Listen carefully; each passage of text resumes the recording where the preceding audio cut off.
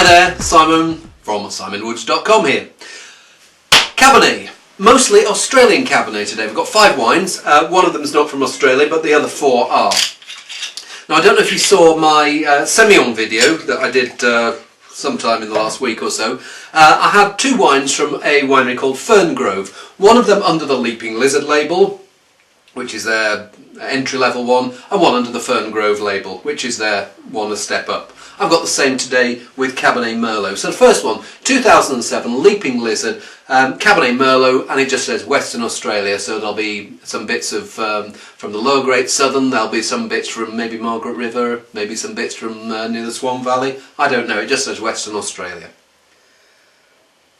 Well, it smells vibrant and crunchy. It's got that slightly baked, pippy blackcurrant and blackberry edge. Excuse me, I'm just choking.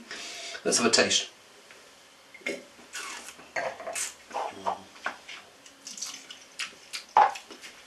Yeah, nice, easy, fleshy wine.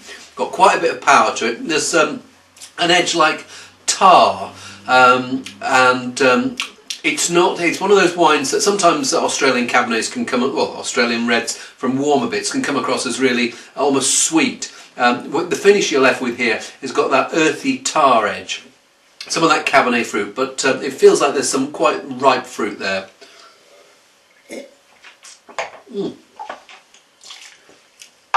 Pretty nice wine. Okay, step up. A year younger, this one, the Ferngrove Symbols Cabernet Merlot. It says Western Australia on the front, but it says Frankland River on the back, which is one of the subzones of the lower Great Southern.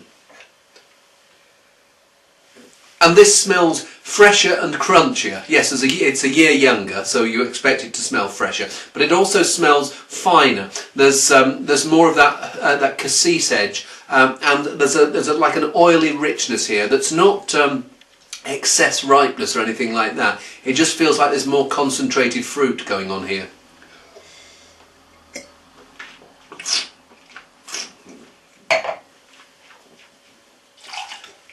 Well, there's a nice freshness there. It's got an edge of that leafy Cabernet style, but it's more on the blackcurrant. Maybe if the other one was on the slightly riper edge, the blackcurrants and blackberries. This is firmly in the blackcurrant camp. Bit of black cherry in there too. Both of these really tasty wines, actually.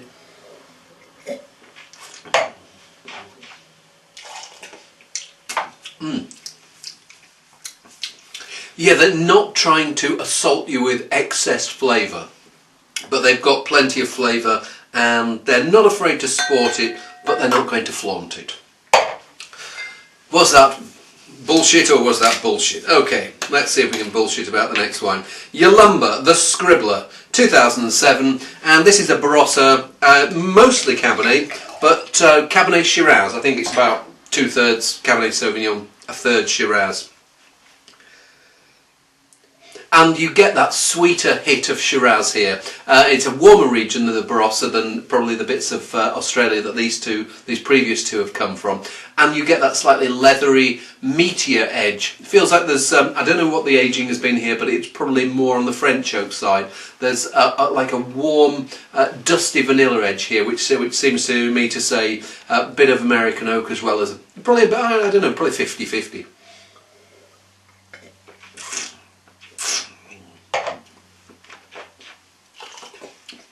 And that oak's giving it a vanilla sheen, but there's still this lovely, ripe, rounded, chocolatey fruit going on elsewhere in the wine.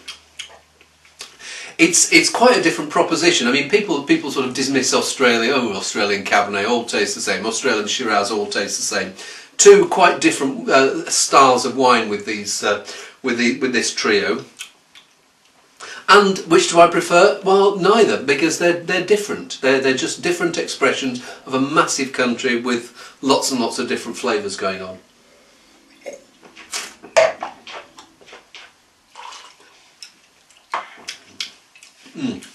Yalumba does a wine called Signature, and I think this is almost like the baby Signature. And the idea is to highlight some fruit from growers who they buy fruit from every year, So the signature is certainly a finer wine.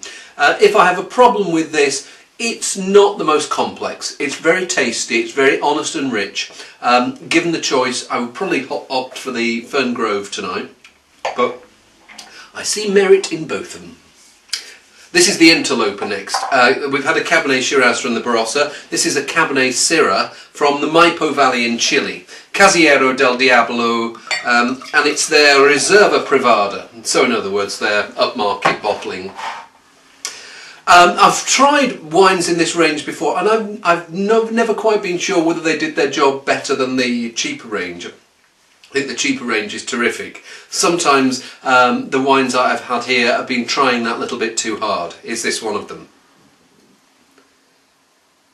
It's got classic Chile with that really intense blackcurrant pastel edge. I mean, it's a character that once you come across it in a wine, you really wouldn't mistake it for anywhere else.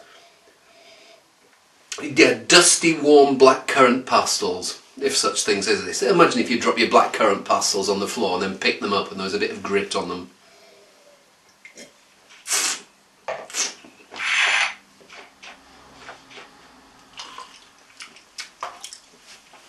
It's a slightly leaner style than the Yalumba. I like the warmth of the Yalumba. Here, there's just a bit too much angularity for me, slightly too much gawky edges, and I think I don't know what sort of oak they've aged it in. I'd almost like to hand this blend over to an Australian and see what they would do with it, because I find it almost too intense for its own good. It's got these really firm edges that could do with just a little bit of polishing up and sexing up. It's correct, but it's not as juicy and immediate as the Yalumba was.